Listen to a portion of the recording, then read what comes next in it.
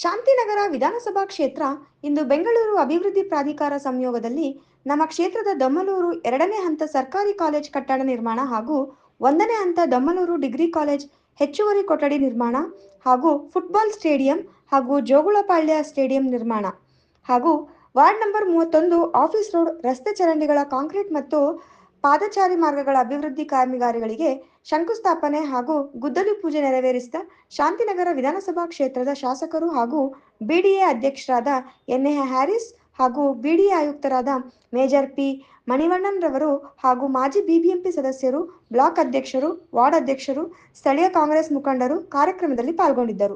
N A Harris ಅಣ್ಣ BDA chairman ಆಗಿದ್ದಾರೆ. ಇವತ್ತು ಬಿಡಿಯಿಂದ ಏನೇನು ನಮ್ಗೆ ಅನುದಾನಗಳಿದೋ ಎಲ್ಲನೂ ಬಂದ್ಬಿಟ್ಟು ನಮಗೆ ಮಾಡೋಕೆ ಹೊರಟಿದ್ದಾರೆ. ಇವಾಗ ಇಲ್ಲೊಂದು ಪೂಜೆ ಮಾಡಿಸ್ತಿರಲ್ಲ, ಓಕೆ, ಅಲ್ಲಿ ಒಂದು ಕಾಲೇಜ್ ಬರ್ತಾ ಇದೆ, ಇಲ್ಲಿ ಡೆವಲಪ್ಮೆಂಟ್ ಮಾಡ್ತದೆ, ನೆಕ್ಸ್ಟ್ ಇದನ್ನು ಮುಗಿಸ್ಕೊಂಡು ಜೋಗಪಳ್ಳಿ ಹೋಗ್ತದೆ. ಓಕೆ, ಈ ಥರ ಒಂದು ಒಳ್ಳೆ ಶಾಸಕರು ತಮಗೆಲ್ಲರಿಗೂ ಸಿಕ್ಕಿದ್ದು ನಮ್ಮ ಅದೃಷ್ಟ. ಈ ಥರ ಮಕ್ಳಿಗೂ ಇದೇ ಥರ ಎಜುಕೇಷನ್ ಅಂದರೆ ಬಂದ್ಬಿಟ್ಟು ಒಂದು ಕಾಳಜಿ ಮುಂದೆನೇ ಇದ್ದು ನಮಗೆಲ್ಲ ಸಪೋರ್ಟ್ ಮಾಡ್ತಿದ್ರೆ ತುಂಬ ಸಂತೋಷ ಆಗುತ್ತೆ. ನಮ್ಮ ಶಾಸಕರು ಯಾವಾಗೂ ದೇವರು ಅವ್ರಿಗೂ ಅವ್ರ ಕುಟುಂಬಕ್ಕೆ ದೇವರು ಒಳ್ಳೇದು ಮಾಡಲಿ.